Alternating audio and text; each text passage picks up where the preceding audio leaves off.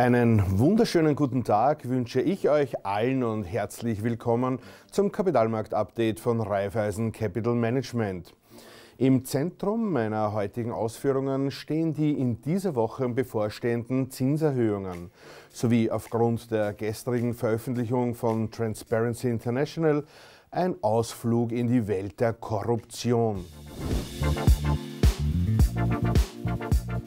Wir schreiben gerade mal die Woche 5 im heurigen Jahr und der Kapitalmarktmotor läuft bis dato wie geschmiert. Aktien- und Rentenmärkte zeigen sich in den Anfangstagen des Jahres 2023 gnädig und in der Performance großzügig. Der DAX, das deutsche Börsenparameter schlechthin, legte seit Jahresanfang plus 8% aufs Parkett. Der amerikanische S&P 500 Index immerhin noch plus 6% und auch die europäischen Staatsanleihenmärkte reüssierten in den ersten Wochen mit Returns zwischen plus 2 und plus 3%. Ob es in dieser Tonart weitergeht, nun, wir werden sehen. Als ein Puzzleteil und ein sehr gewichtiges in der weiteren Entwicklung sehen wir ganz eindeutig das zukünftige Verhalten der Notenbanken. Und da wird es in dieser Woche besonders spannend, denn schon heute Abend um 20 Uhr mitteleuropäischer Zeit wird wohl die amerikanische Notenbank ihren Zinssatz um 0,25% auf eine Bandbreite von 4,5 bis 4,75% anheben. Damit nähern wir uns auch ziemlich flott den vom Kapitalmarkt erwarteten Zinsplafond für das heutige Jahr, der dabei rund 5% erwartet wird. Somit wäre also nur noch eine Zinserhöhung im März als finaler Schlussstrich in diesen US-Zinsanhebungszyklus zu vollziehen. Für den Finanzmarkt könnten insbesondere Kommentare zur Dauer der restriktiven Geldpolitik interessant sein. Aktuelle Markterwartungen sehen einen beginnenden Zinssenkungszyklus bereits im zweiten Halbjahr 2023. Die amerikanische Notenbank hat sich diesbezüglich bis zuletzt reserviert gezeigt, sich aber auch nicht mit Nachdruck gegen den Markt positioniert.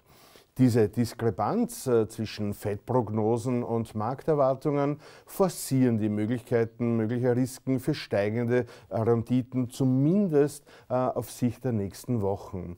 Nur einen Tag nach der Federal Reserve, morgen am Donnerstag, den 2. Februar dann, erwarten wir von Seiten der Europäischen Zentralbank einen Zinsschritt von sogar einem halben Prozentpunkt auf 3%.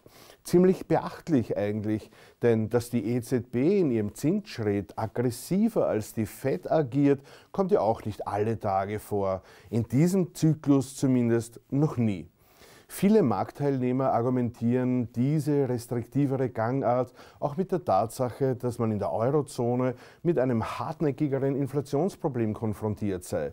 Stichwort Energiepreise und Krieg vor der eigenen Haustüre.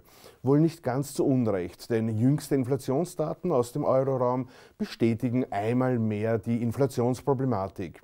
Schenkt man den Umfragen zu weiteren Entwicklung des Leitzinses Glauben, so gilt wohl ein weiterer Zinsschritt in Höhe von einem halben Prozent im März als wahrscheinlich.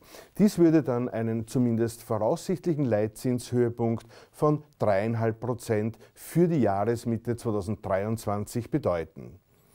Zum Abschluss noch einen kurzen Ausflug in die Welt der Ethik und Moral. Gestern veröffentlichte Transparency International ihren jährlichen, mit Spannung erwarteten Korruptionswahrnehmungsindex.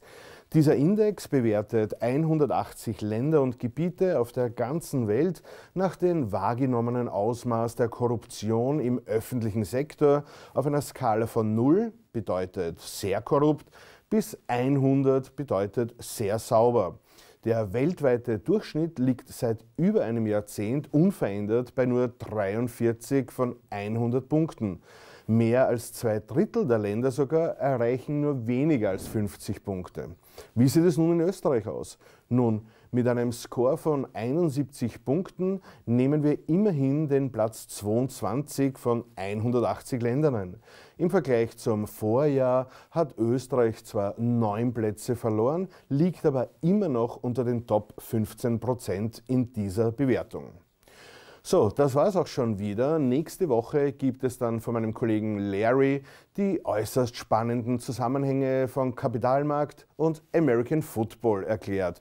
Und das im Vorfeld der heutigen Super Bowl, welche ja am 12. Februar in Arizona zwischen den Philadelphia Eagles und den Kansas City Chiefs über die Bühne gehen wird. Alles Liebe, habt eine gute Woche und viel Erfolg an den Börsen. Euer Christian Leinweber.